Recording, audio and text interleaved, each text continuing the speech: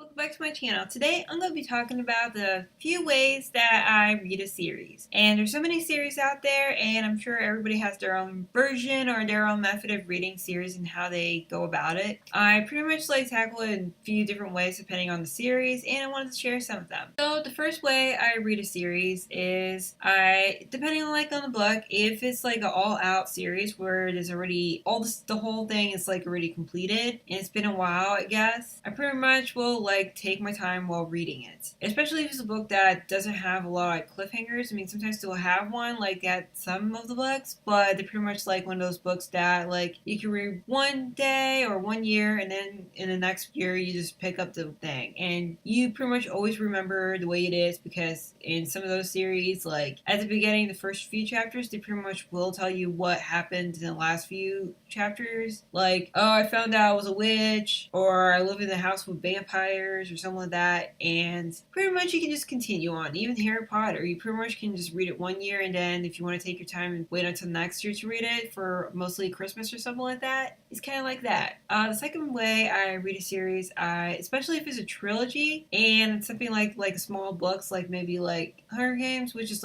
quick reads to me, and there's a lot of action packed, and you pretty much just want to know what happens next. Hunger Games, I pretty much marathoned it, and I couldn't get enough of it. I was really into it and just wanted to watch the movie. The other way, which is the third one, is if it's a current series that just came out with a book, the first book, you read it, and then I have to wait 1 or 2 years until the next book. Pretty much I both love and hate it, because one, I want to know what happens next. But at the same time, since I have so many other series, like my other methods that I told you that I'm either spacing out or something like that, it gives me time to pick up those or return back to Harry Potter, or I can read so many other books, which is also kind of nice. But I'm still waiting for those books. But then again, and on that following year when it's coming out, you have something to look forward to.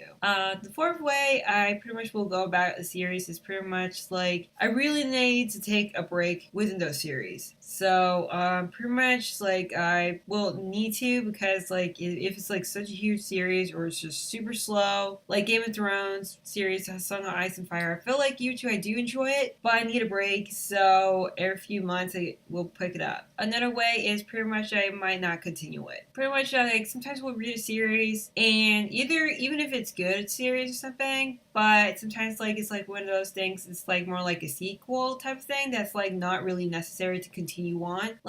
Pretty much I actually don't have that many series that I started and happy with the ending, I guess. But let's say you read this one book, right? But you're satisfied with the whole ending, and you're pretty much not sure if you need a sequel, but they'll come out with more sequels, and you're pretty much done. So by then I probably already moved on. So that's sort of the ways I usually read series. Let me know in the comments below how you read series, and do you agree with some of my methods, or how I'm doing it? Let me know. And if you do like this video and want more discussion based type of things like this, do click on thumbs up. And if you would like more bookish topics, do subscribe, because I love to have you around. So until next time, keep on reading.